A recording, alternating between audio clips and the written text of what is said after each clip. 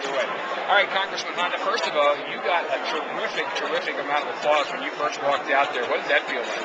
It felt good. I was hoping that the place was going to be empty, and then when I saw as many people that were there, it was very uplifting.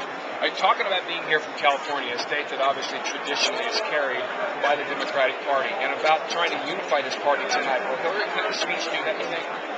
But it's my desire and hope that she will have a message that will capture the minds and the spirit of the artist was, being over.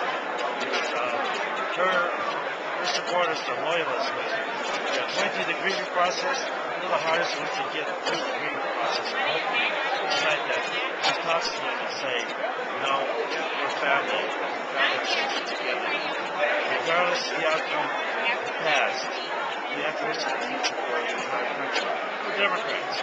And, my father said, don't you ever dare fight forward because people know they can tear you apart.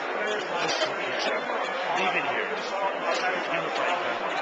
Congressman Honda, give our listeners a behind-the-scenes look at what it's like to speak at a convention of this magnitude. Obviously, you're a skilled public speaker. You're accustomed to doing stuff like this. But is there a process by which the Obama campaign vets the speech? Do they tell you what the topic is? Do they see it beforehand? Tell us what's like behind the scenes here. Generally, and this has been true the last three conventions. This is the second one I've spoken at. That they have different themes. And you sort of look at the things that you feel most comfortable with, and then you write your speech within a certain amount of words, and then they look at it, they vet it, like you said, for not only content, but also for the sensibilities that they transmit, and they wanted to transmit the sensibility of the candidate as much as possible. Obviously, you talk about unifying the party, and that's part of the unity is make sure that everybody is, in a sense, in the figurative sense, singing off the same choir notes. Yeah, well, they want us to sing up the same page, but they want us to sing in harmony. You know what church sounds like if they don't sing in harmony? Now, we had mentioned to you just a few minutes ago that we were at KRMG in Tulsa, and you instantaneously lit up. We were talking about Grand Lake. What's you been fishing at Grand Lake?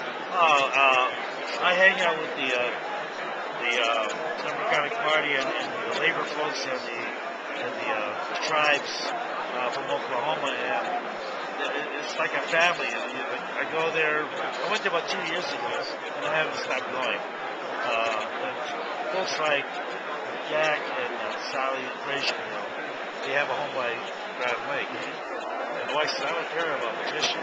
Just want you to come visit. I said, well, I'll visit, but I care about what's going on in the lake. All right, now here's a guy from California. You can fish anywhere. Is it bass fishing in Grand you like? Well, every place has a different way of fishing. Right. And the folks from Oklahoma, they have different techniques. And I've never been on a bass boat that goes 60 miles an hour. And Jesus, we hit a small lake, you need a pilot's license. And I just hang on for dear life, and it's been a lot of fun. You look like, I see a lot of people around here who look like they're kind of enjoying themselves. I see a lot of people that look like it's after a 12-hour day at Disneyland, like you're ready to go. You really look like you're enjoying yourself. What's the key to having fun? To believe that all the hard work that we put in to this point is going to mean something.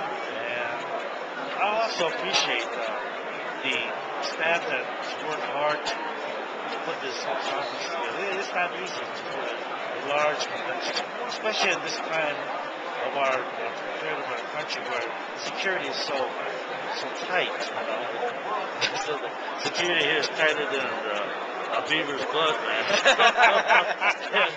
and there's a reason for it. It's our candidate.